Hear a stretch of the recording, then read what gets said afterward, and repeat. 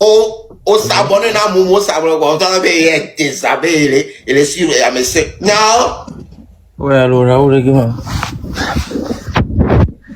Raoul bon bon par rapport à Niako bon y a du mal rebondir par rapport à Mikos peut-être à peut-être au moins information des numéros allo et on est Mikos bon ou pas Mikos cette l'eau bon Pakia bon c'est quelqu'un qu'on n'a jamais quand même porté dans le cœur même depuis qu'il y a d'autres fonds là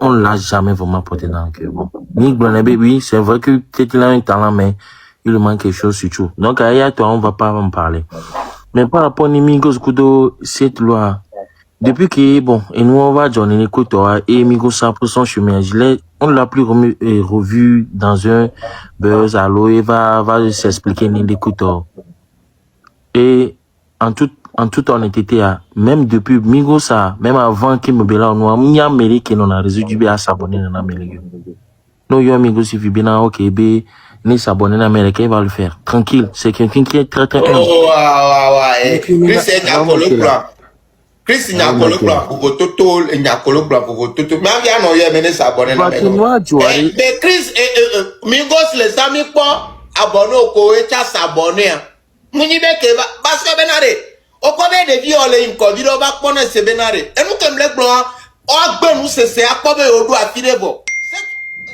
e nu kem le reproche kem le na se to e vire banana chenwe o le comme ça ok je m'a bien question en fait le truc c'est que depuis que nous a dit Mingos va s'expliquer la fille que oh mbe va s'expliquer là il n'est pas hier voilà et on va be quand Franchement, ben assez fini qui joue to kakabe là-bas pompo à lui avec il y a les qui n'a joué les premiers noms il y a qui m'a donné tu vas voir bloqué papa te bloqué donc tu as été deux doigts avec bloqué côté sur la place sinon nous dès que nous joué côté personne n'est venu s'expliquer sur ça et si tu me gosses depuis que nous joué c'est même pas pompo toi tu as les nyawa côté si tu appelles le petit, dit que non, il veut pas discuter de ce sujet. Nous, qui là, et on a donc un gamin qui nous a dit qu'il m'a dit quoi. Mais tu m'y conseilles, ok. Au tient la somme. Et aujourd'hui, il est là, il est dans sa paix, il fait sa musique. Il valorise son talent et son image. Tu vois. Et lui, honnêtement, on peut le prendre comme un vrai exemple.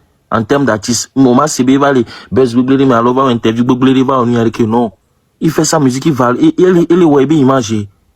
Et c'est ce que moi, Kafla Gendry, je félicite sur le petit, c'est qu'il est vraiment humble. Il est vraiment un fille qui il va très bien. Et là, pour beaucoup d'autres, il va te dire les choses telles qu'il est. On sait pas pour beaucoup mingo c'est ni nous le plan d'abord va voir pour beaucoup et nous qui le plan et nous qui le plan maintenant et que s'abonner dans mon sang que va trop bien à nous encore un petit peu trop se désabonner dans mon à mes 5 pour ni le suivre voilà donc on a le fond qu'on a moi non parce que nene continue théo bẹ́ẹ̀ ọgbọ́n bẹ́ẹ̀ bẹ́ẹ̀ ọjà gbọ́n yẹn ń gẹ̀dẹ̀ yàrá gbọ́n lò kókó wọn mi ń pọ̀lẹ̀ pọ̀lẹ̀ gbọ́n ní gbogbo kókó wọn mi ń pọ̀lẹ̀ gbọ́n ní gbogbo o bẹ́ẹ̀ yàrá gbọ́n mi ń pọ̀lẹ̀ gbọ́n ní gbogbo wáre yàtọ̀ ènìyàn òtẹ́yìn àti ṣe top influenceur o má pa mi quoi miọ́ ẹgbẹ́ yẹn tó mi lè pọ̀npọ̀ sóònù àǹtí gbẹ́kẹ́ influenceur o yẹ de vidéo bá bébé associe au ménage carré mingba nyacha mi trop so désabonné né minye mpaga yo ek bébé promotion que les ya enu angbalo star jouer be anu angbalo yebe yesem be nyacha influence mi trop so désabonné né ne ba no bande ko ba mi né Raoul en fait dis-moi trop l'on analyse bon en fait nous bien artistes les Kafla wa blogueur on y Mbano, ça c'est parce que au point ye amoroti au baré wabe yo le gros o ende le sol va o buna mona et non voilà on dit que banari no oh non problème En fait, on l'a pas bien, nous ben artiste aller on y a l'équia. Ni Migos de ratour no challenge de Behadia, il va partager, il vient voir nous si tu le tags, il vient like et republier. Hein, Migos suffit qu'il y a ni tout cas par exemple. Amenez, tati nous mis le plan, tati bo, nous le plan, bois n'a pas le plan. Et nous le plan, n'a pas le plan. Tony ça zéro suivi, il me suivre en Amérique pour va me oui Raoul. Il va déjà m'appeler, monsieur, il y a là sur Tony ça. Hein? C'est un de l'homme, mais pas, Gigi bien, 500 personnes, 500. Avec un zénith une histoire. Parce que maintenant, il faut le influenceur au tête de c'est un ouang quoi. Gigi bien, vous le faire certifié que. Et ce matin, Raoul, Migos là-dessus. Mais pas et ce matin, Migos là-dessus pour ce matin. Oh, allez, remarque que Benien n'est pas. Ayez-moi. Chris. Ouais, en fait, Raoul qui l'a global expliqué dans la vidéo. Le problème est créer un contenu sur artiste au tia. Et les mébénales, au moins là, on l'a abonné les miens parce que nous avons les créer nous souvent quoi. Tout d'abord, il y a une fois. La tote est ma pompe. Excuse-moi pour ne pas te couper. Ok. Tote est là. Tote est à s'abonner. Il y a un monde qui est s'abonner. On a un problème. Vraiment, il y a un mec qui a créé contenu sur. On n'a pas mis créer la contenu sur Tinstia.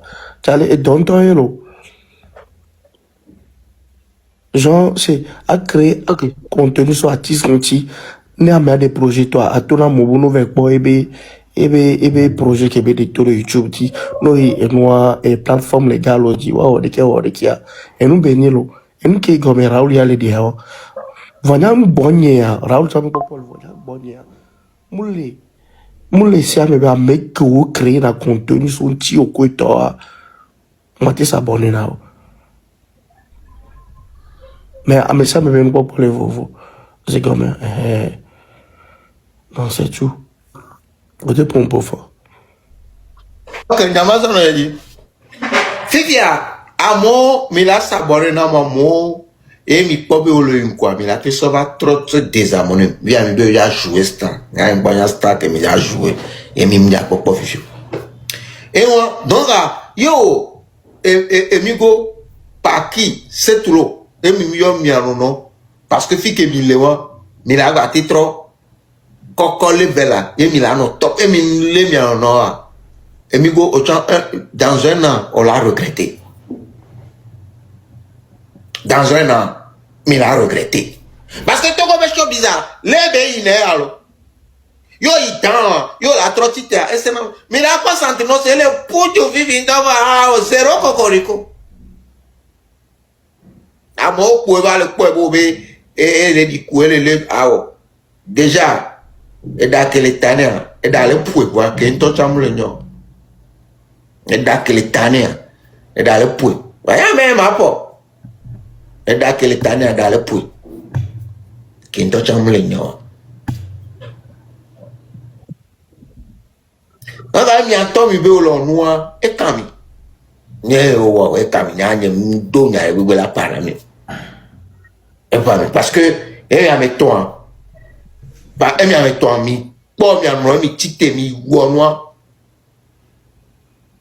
elle a dormi a dit ouais Raoul listen konya ya Chris as it vu et si micro am da blanc non et est-ce que à quel moment est mis au constat bina et je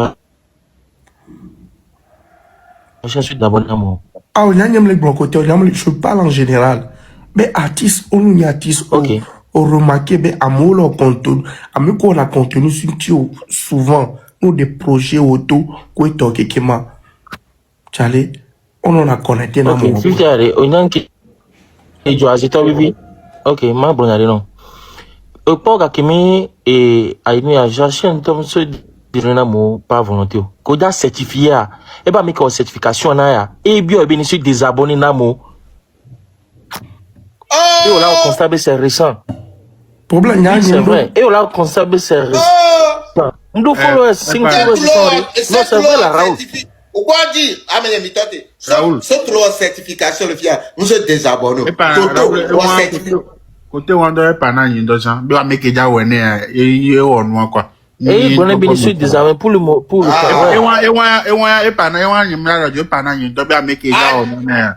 Parce que yo mi on to mi amekunya yo mi pana mi be de to yo mi pana. Et s'abonner na nyito c'est se désabonner na me.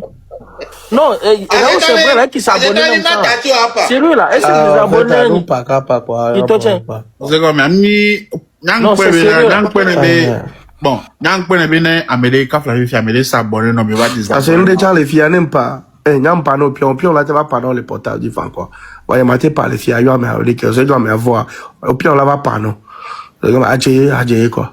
Ah voilà, notez là. Chef Daniel, Chef Daniel Mac Bognadi non là. OK, azito vi. Notez OK, mi pompo ni ba. Côté certifié be nous, nya nwantio. O se comme nya abonnement nya no mo na de na ne si bebe na le suivre amere amava désabonner na mané drum ma te désabonner alo ma bloquer alo ma nem drum chan ne ko bila ne donc nya ni ko be nya mi la don ka di olo franchement parlant o se comme abonnement kafla nya ko chon azito vi ole gba me se comme wa nya gbo ni côté nya abonnement be côté a ni ne o s'abonner na me da me désabonner na no be bloquer alo chan désabonner pour me première chose mais va pas ça ya avant non n'a une pas valeur amokolo gbo me fali pour ma ona mi ko mi lona fali pour pas tomber quoi be fali pour parler fou noyer des gâteaux fali pour pas a la possibilité de donner 2 millions aux gens qui créent les contenus. On les sait comment. Voilà. Amoko ko et nos possibilités. On les sait comment. Elle a créé elle a non. Voilà. Donc, il y avait il y a des nettois et il y a d'autres cas. La tête tout n'a mon bono pour accompagner. Comme les filles en parlent, il y a un point influenceur au Tchambé et tu peux rater un tube de commune d'abord, train de radio. Parce que il y a des vies au titre de ça.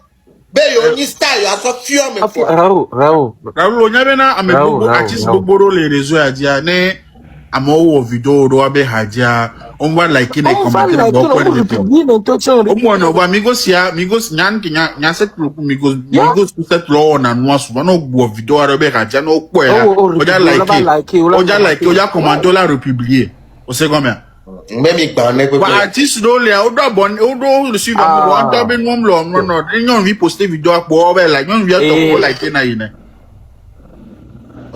Chef Daniel, ne m'a rebondi ni Nyakoro Glari, hein. Tout d'abord, par rapport à l'abonnement, si ni Joachim s'abonne à Moussa, et récemment, ni très s'abonner à Moussa, c'est des abonnés, que beva n'a explication, beau, que bé, nebe, et béni entière, tranquille, tu as l'abonné, mais nous payons les pauvres. Mais artistes, beaucoup de l'homme, on me suit, non, ils sont pleins. Vous partagez, on va mettre nos blancs, ils sont pleins à l'homme, qui ont zéro suivi même. Tony Sare, non, ne mi vale gblon be nya bo na ke ko e give you all te ba sabore na me. Amero lo mo ne so ne mi nti te ba pa fi o mja ba no wore. Because ya wona. Chef Daniel Nkpoforo, Chef Daniel Nkpoforo. Personne ici qui le live me fia ne va pas témoigner be ne au Migo Tirato, no au vidéo de radio trenda. Et va like na lo republier na quoi. Et ça, il le fait. Allez, vous allez le faire. Il va liker ça, là, publié au point. Amen. Moi,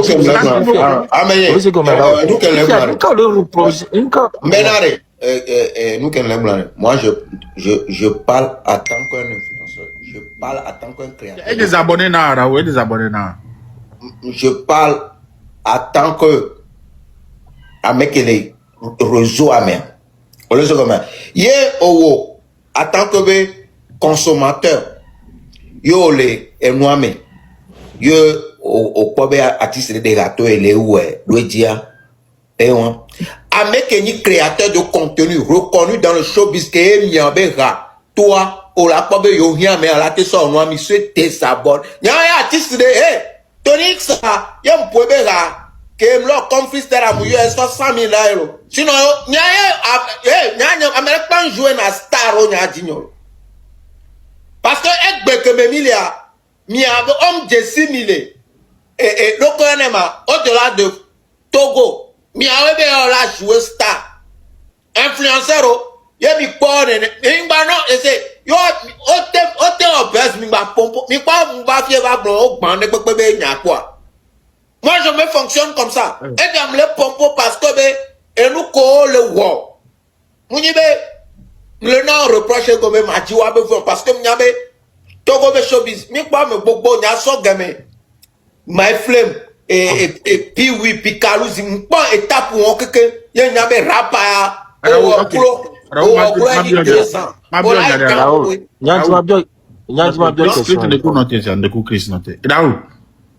mi pardon ko leji la mo be Jean Migos be ham kon ya be ha rekem kon na o comme ça on so Migos be ha so trend quoi ke ba ke ata ma gbonare no onya de jiwa migwa America salye be gamen po o da salye be mo be hokala meresi ko to black opium lapa mu yo zerka nyeku mi no na rodo nyekudo e seturo e le rodo ba ne nyangba ebe nkongba ple na tajo anyim jesi o de kokore mu yo am zerka mbe ne ho ntu fe ole se gome mu tu fe ole se listen c'est que je n'ai réponse nyae na ntu fe na ke bebe na bo de perko ke mi ma lo confriste ya ke mi ma lo confriste ya mi le amo mu yo ya muso mba black opium be ya be ngbo no ba mai ni o ko to se kwa ye be fa po gbebe agba mi mi le gbe pi wi o va pikalu ko wa mi gba poto lolo o wo yin na Togo be rapper 2 ans o gba 3 ans o an le mevo e gba poto o gba oglo ni agba le gba ile Raoul n'a dit bien question ni. Maintenant, là, à l'heure actuelle, qu'est-ce que tu lui reproches? Ou vidéo, be harijimba like quoi, ou hariminiji quoi, allo, ou on dit quoi, il m'a like, allo, s'abonner. Attends quoi, un influenceau, Barabas s'abonner, non, Kevani, mi attendait que, nyake Chris le jabe, nko le jila rapproché na Migoso. Nko le janko, nyako le jila brono ne ba se, nyako jan. Mbere,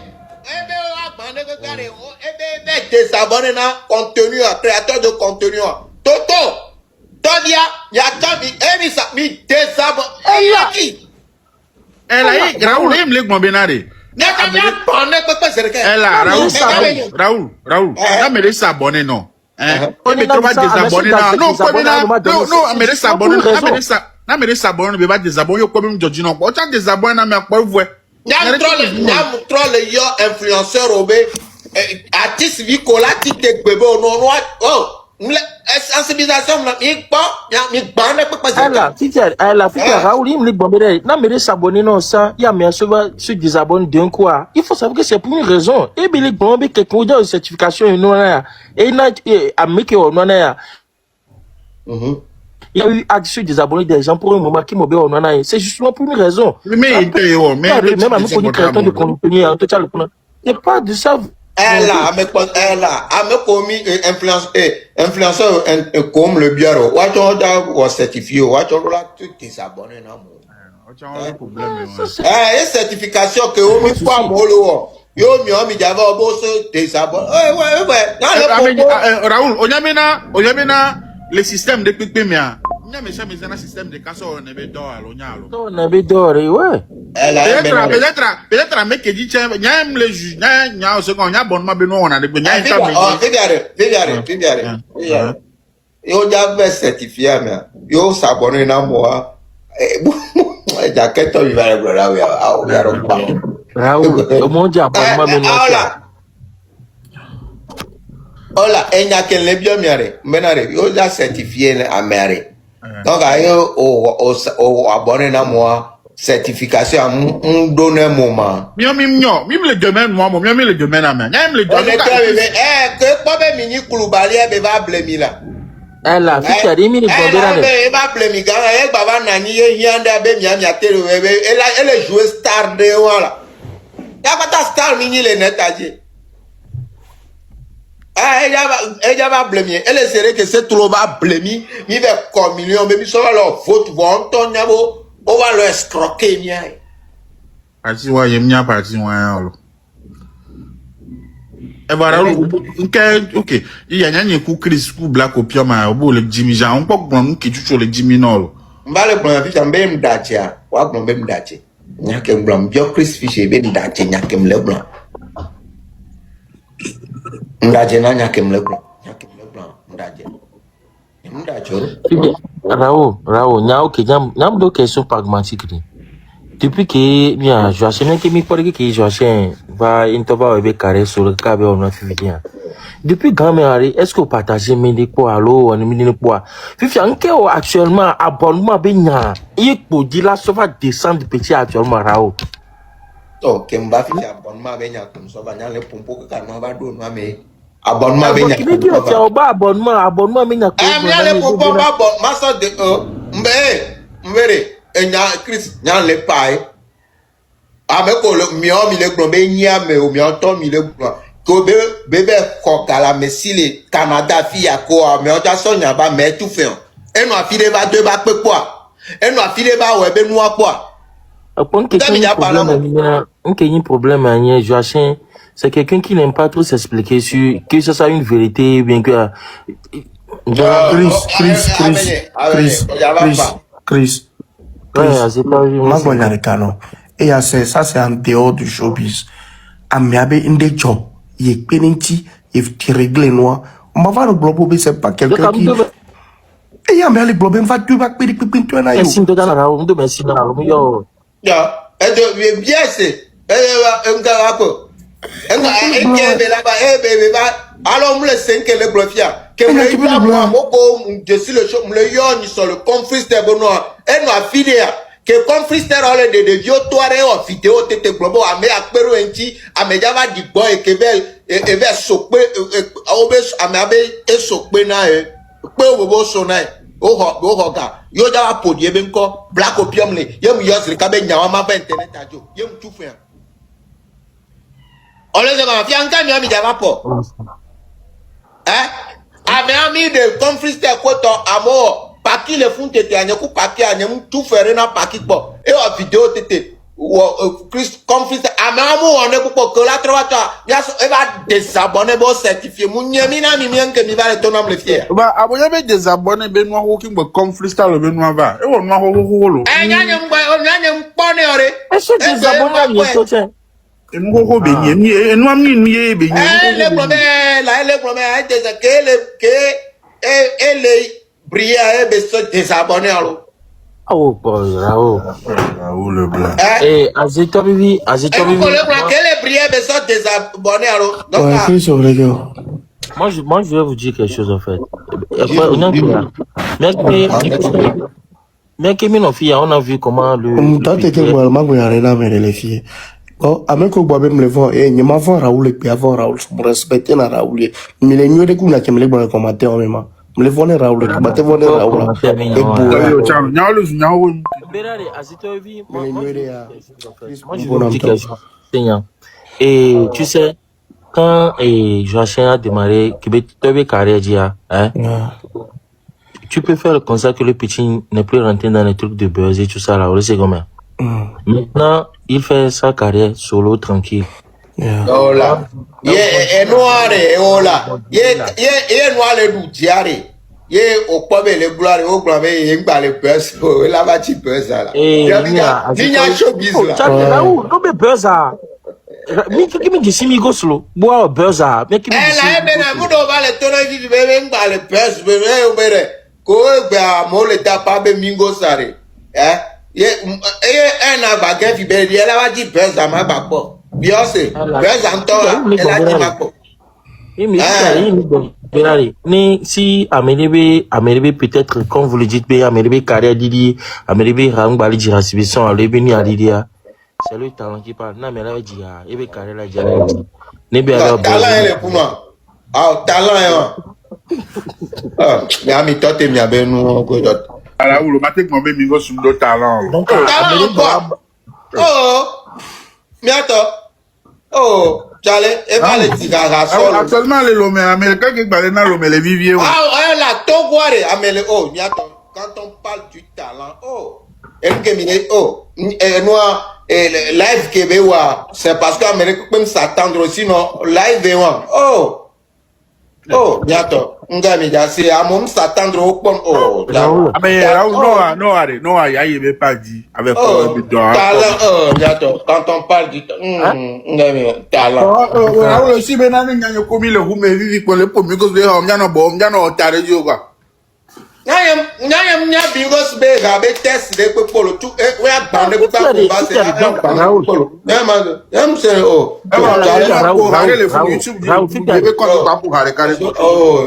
Raoul Fifiari obi o gbe fi bina imu ni America alo imu wa na America ora ha bi ni pejo 50 nta abonnement me nya po exhibition avec un bâti abonnement de nyanso amleye moi abonnement de nyanso voilà et ya va douer mais là dans c'est quoi abonnement et nous que les grands bâti comme ba dans c'est quoi abonnement de nyanso qui le funwa minyabe funwa clé que be nyam trop reke amesia modia kuku ke influenceur au paton la hunko la be donc ami ko be funwa mi be à protéger sinon ni que Dieu le voit mais dans c'est quoi abonnement ben l'abonnement ah mais dans c'est quoi oh Chris il y a abonnement je m'en fous pas mal de ça là et nous que job bien aller et nous que Raoul expliquer tout bien aller et nous que be gloria que be expliquer ka Fifiari hein dis-moi dès qu'on dit à Gona bena que par exemple que Raoul est reproché à part mon abonnement mignon il reproche quoi les gloria de et nous va douer mais là mais t'as si pas bigo c'est un touch amenya croire là mais t'as si pas là comme le bon. Et voilà gars, j'espère bien que vous avez tous suivi la vidéo du début jusqu'à la fin, voilà. C'était Raoul Blanc, voilà, au sujet de Setlo et de Joachim Migos. On était tous ici, hein, que les rumeurs sont coulées, comme quoi Joachim Migos a manqué de respect à Setlo, manqué de respect, si Joachim Migos ou quelqu'un a Setlo, on a vu passer Migos en pompo. Hein, c'est tout déjà tout nous y a les qui en tant que tel live concert au dit mais je me souviens très bien le concert au dia donc on a pic vili très pour amigo se donner tout et voilà que aujourd'hui Raoul Leblanc est sorti je sais pas pourquoi il est sorti pour dévoiler tout il a tout mis en nu j'ai à mes amis laissé quand même qu'il est chaud. Sinon avant là, et c'est ce que moi j'aime chez Migos. Migos, hein, il est très professionnel. Je sais pas qui est son pied, hein. Je sais pas qui est son pied, mais bro, ils sont bien. Et de charisme, et de énergie, même si qui Raoul Leblanc les pompos, les grognons, déjà maintenant c'est vous là non bé. Mais avec les poireaux, c'est vous là non bé quoi, c'est vous là non bé qui Raoul Leblanc les blancs. C'est ça on appelle Jean travaille son image. Il a tellement travaillé son image tellement que Jean peut-être qu'il a mis les grognards les gens on l'a tué quoi. Ya Migos qui vit des ans, ni begini Migos qui vit des ans. Allez Migos Amérique même n'a les réseaux so Amérique même n'a réseau les Migos il y a les réseaux so Migos n'a ndolo.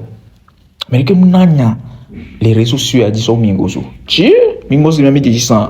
Mais quoi ils Migos là ils seront Migos c'est un dingue. Genre, c'est quelqu'un qui... Genre, pas possible au fait. Ici en matière de clash là, vraiment il y en a dans le même Ghetto Vin n'était pas... Même Ghetto Vin non connaît. Tellement que Ghetto Vin n'a pas merci. La seule personne qui a pu tenir tête à Ghetto Vin c'est Migos. Tiens, genre il clash tellement qu'il a des paroles. Pas possible. Et on va trouver il a tout laissé, il a retravaillé son image. Et actuellement là, vous voyez tout ce que Raoul Blanc est en train de dire, tout. Je sais bien même, moi-même là, mon cerveau là, ça a rejeté ça. C'est ça en fait. C'est pour ça qu'on vous dit souvent de travailler sur votre image. Et il essaie de désabonner à moi, bro, il essaie de désabonner à moi. On me l'a porté dès que les films quoi, c'est tout. Si tu te désabonnes de toi, c'est parce que tu n'apportes rien dans sa vie. Dans cette vie-là, c'est donnant. Ni me gagner de le bon quoi, c'est tout. C'est quoi, mais Agbéami, on me gagne, genre, elle a pas le temps, mais elle a soupon, quoi, elle a coupé, même si c'est amicalement et tout. C'est comme ça, en fait, ça se passe. Amélie, on va bleuer, on va jouer émotion, on va obéir, non, bro, il n'y a rien d'amour, hein. Partout là, hein, c'est du gagnant-gagnant. Ce qu'on appelle amour, la big task, bon, Ibotoville, non, c'est parce que l'on ninti, c'est tout. Il t'aime, c'est parce que tu lui donnes, tu lui offres quelque chose qu'elle aime chez toi. Voilà, soit tu mouilles bien, soit tu donnes l'argent. C'est tout. Arrête, en fait, bogosité, soit on est quoi. C'est là-bas que vient l'amour. Ni si vous me la portez la personne n'est pas obligée de rester sur toi. Même si vous me il y a pas de quoi. C'est ça la vie. Mais vous ne pas blâmer quoi. Que personne ne vous mente. Hein? Que personne ne vous mente. L'amour, combien trop stara, c'est bon. Mon frère, je me désabonne. Si tu ne m'apportes rien, je me désabonne. Et que vous m'avez connu dans TikTok, envoyez les cas, envoyez, donnez-moi les roses, les noms. Avec qu'on a la pas face abonner nana. C'est comme parce que on la porte dina les wa bim. On la porte n'est plus la mais on pas border, c'est ça. Soit tu es intelligent pour offrir quelque chose, les gens vont t'aimer. Soit tu es taré, tu n'offres rien, les gens ne vont pas t'aimer. C'est ça en fait. Moi je ne trouve rien là-bas de pathétique. Je ne trouve rien là-bas. Et la personne même elle sort pour parler à même l'arrogant. À même l'arrogant. Même dans chaque Québec, il est la seule, genre, un mec qui est, genre, il est reconnaissant dans cette localité, c'est Nikos. Hein. Il est toujours reconnaissant, genre, il est loyal et tout. Il n'est jamais sorti pour parler mal, même si, hein, je vous donne un épique et c'est tout un épique. Il n'est jamais sorti. Il n'est jamais sorti pour parler un peu seulement de mal de cette loi. Bon, bref, dites-moi ce que vous en pensez dans les commentaires. On se capte pour une nouvelle vidéo. Ciao.